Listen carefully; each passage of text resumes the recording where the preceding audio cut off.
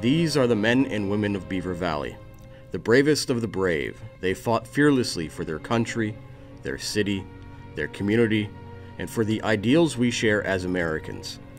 They served proudly in World War II, Korea, Vietnam, the Gulf War, Iraq, and Afghanistan. Here, now, are their stories, their own experiences in their own words, the words of the heroes of Beaver Valley. Edinburgh native William Hoch was first introduced to military service when he was 10 years old and exploring the attic with his brother.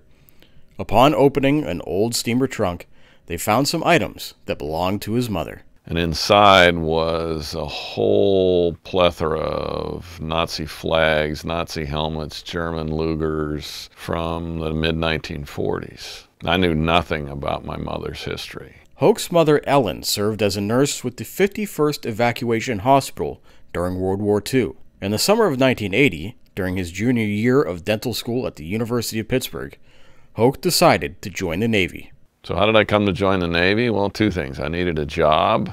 Two, I had a professor at Pitt who was Old Navy who really encouraged me to do it because I'd get great job experience. And three, I had no idea how I was going to make a living as a dentist.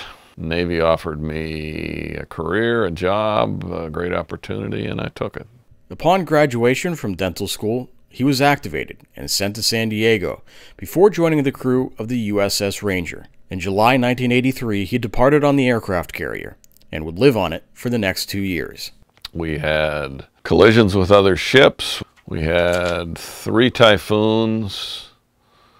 We had no liberty in Australia, we had no liberty in Hong Kong, we had no liberty in Manila, we had no liberty in Singapore. We drove right by and waved and didn't stop. Unfortunately, that was also the time of the Falklands War, and it was also the time that the Middle East was becoming very interesting. I guess that's a good word. We got stuck in the middle of the Iran-Iraq War, which just began right when we were there. So I spent Halloween, Thanksgiving, Christmas, Valentine's Day, a couple of birthdays, and about 6 or 8 other days looking at the southern coast of the Iranian mountains and getting to deal with all the fun things of the Iranians and the Iraqis and Saddam and the Ayatollah and all the other despots that lived there. The USS Ranger's presence prevented threats to oil tankers from occurring in the Persian Gulf. The other thing we did was there was a lot of discussion at that time as to the Iranians were going to launch airplanes and bombing missions against the Israelis and the Saudis and Saddam, and there was all kinds of contentiousness that went on, and we were kind of there to say, no, you're not going to do that. After we stayed there, they didn't sink any more oil tankers, which meant the price of oil went down because the price of the insurance went down. On the aircraft carrier, Hoch's responsibility was primarily dentistry, but there were also numerous other responsibilities and positions that he held. I think I added it up once. I think I had 12 jobs. The primary job was to be a dentist, which I did 12 hours a day, 7 days a week. I was also the physical training officer. I was a morale officer. I was a division officer. I was the narcotics inventory control officer. I was involved in quite a few court cases, so I got into the judicial punishment system. I was liaison to medical. I fixed more things at more weird hours in the middle of the night than I could ever begin to tell you. I think when it was all said and done, I think there were 12 things I had to do. Though a dentist, Hoch was still confronted with numerous dangerous circumstances. The worst one was in November of that year. The machinery space right below the dental clinic blew up.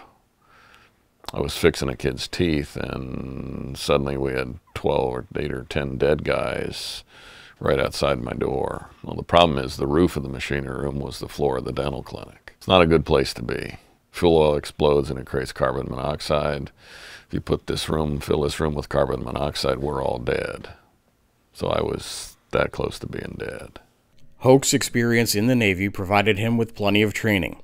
In 1985, he eventually started privately practicing dentistry in Beaver. In the Navy, a lot of what I did was facial trauma. So if we'd go into Pearl Harbor or we would go into Subic Bay on Liberty, I would be the duty doctor, and for a night and a half I wouldn't sleep because I was putting teeth back in, wiring people together, et cetera, et cetera. That's why I do so much oral surgery, because I got so much experience doing it. You know, there you're more patch it up, kick them out the door. Here you worry more about aesthetics and long-term function. There I didn't have patients for 20 years. Here I have people that I mean, I still have people I treated in 1985 that are still active patients. I learned a fantastic amount about myself.